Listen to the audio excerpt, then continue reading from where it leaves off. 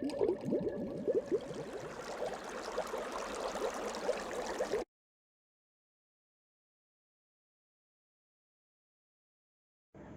Jayaram auditor customer வீட்டில் வந்து VFD pump 4 ஹார்ஸ்பாட்டியும் அண்டு 300 லிட்டர் ஹாட் ஹீட்டும் இன்ஸ்டால் பண்ணியிருக்கோம். இது எப்படி இன்ஸ்டால் பண்ணியிருக்கோம்னா, இது டேங்கோட இன்லெட்டு பேக் சைட்லேருந்து உள்ளே வருது. ப்ரெஷர் பம்புக்கு இன்லெட் இந்த லைன் வந்து உங்களுக்கு முன்னாடி வந்து அசுத் ஃபில்டர் ஒன்று கொடுத்துருவோம். இது வந்து செடிமெண்ட் வந்து ஃபில் பண்ணி கொடுக்கும்.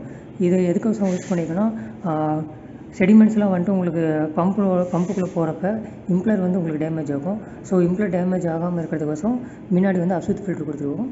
ப்ரெஷர் பம்பு அவுட்டு வந்து இந்த லைனு. இதெல்லாம் பார்த்திங்கன்னா 1 2 3 4 5 லைன் வந்து பார்த்திங்கன்னா உங்களுக்கு வெளியே டெலிவரி ஆகிற லைனு.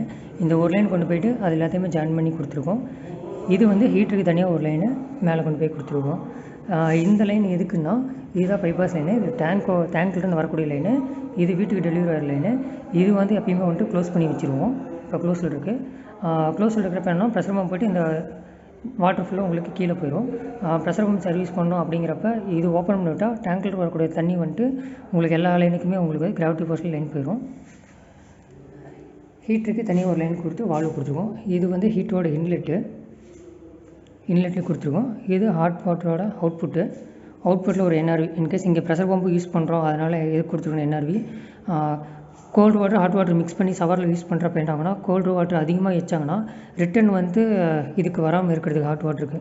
ஸோ அதனால் கொடுத்தோம். இது ஹாட் வாட்டர் லைன் வந்து இது ஹாட் வாட்டர் டெலிவரி வீட்டுக்கு எல்லாத்துக்குமே வந்துட்டு டெலிவரி ஆகிடும்.